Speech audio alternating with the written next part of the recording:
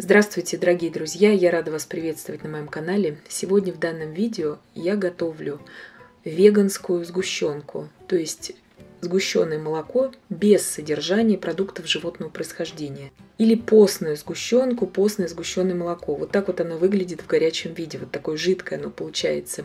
Потом оно, конечно же, загустеет буквально за пару часов. Готовится оно очень просто. Буквально из 3 ингредиентов, и готовить мы его будем всего лишь за 8 минут. Справиться с его приготовлением буквально каждый.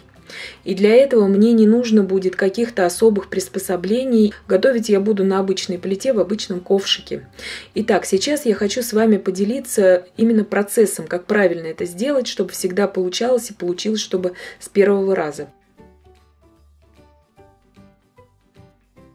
Как я уже сказала, понадобится мне здесь всего лишь 3 ингредиента. Здесь у меня миндальное молоко в ковшике.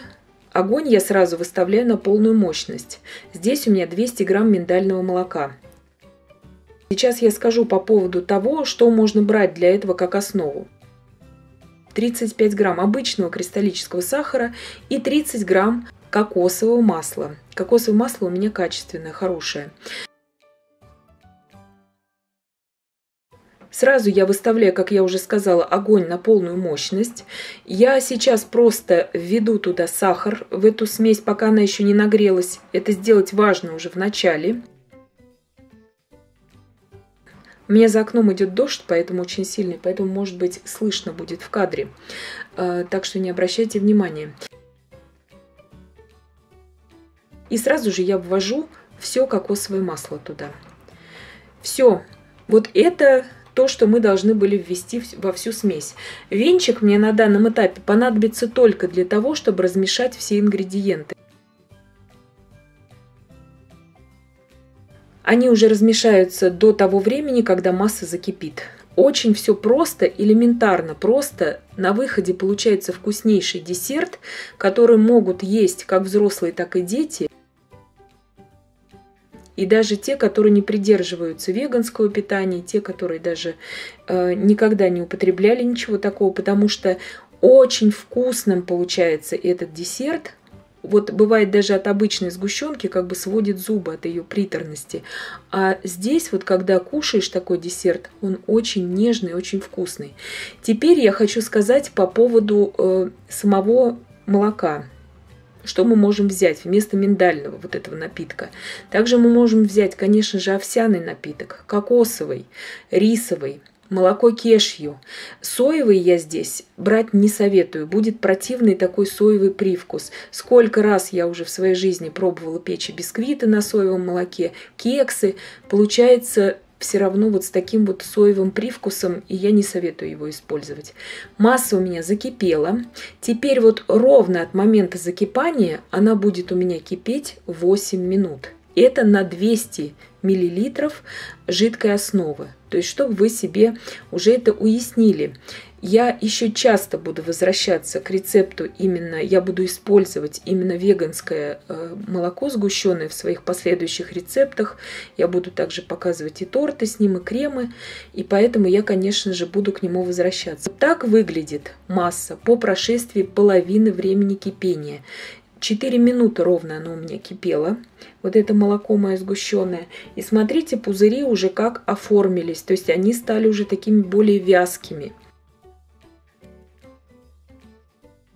Я здесь всегда увариваю эту смесь на полном огне. То есть я никогда не делаю средний огонь. И я, как правило, варю по одной порции. Одна порция, я имею в виду, на 200 грамм жидкой основы. Если же мы начнем варить на крупные порции из литра, допустим, миндального молока или овсяного молока, что у вас будет под рукой? Конечно же, очень длинный получится у нас процесс уваривания, и полчаса, в некоторых случаях и 40 минут. То есть в зависимости от вашей посуды уже. Посуду, конечно же, берем с толстым дном. Вот сейчас вот эта масса у меня варится без помешивания, как вы видите, и без сокращения огня. То есть она варится на полном у меня огне.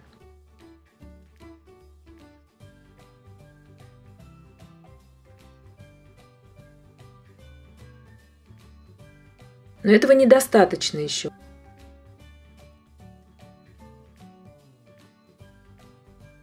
И вот пошла последняя минута кипения. Вот так выглядит масса уже на последней минуте перед готовностью. Сейчас я просто вот перемешиваю все эти пузыри, чтобы их немножко осадить венчиком и просто посмотреть, чтобы вам показать, как это выглядит. Потому что я уже знаю, что на моей плите с моим ковшиком это длится ровно 8 минут. Вы тоже ориентируетесь на это время и потом уже подкорректируете, когда уже по вашей плите и по вашей посуде вам будет, может быть, у вас понадобится 7,5 минут или 9 минут. Я не знаю, но вот у меня ровно 8 минут всегда. Потом вот это сгущенное молоко я буду использовать в различных своих десертах, конечно же. Очень вкусные блинчики постные с этим молоком.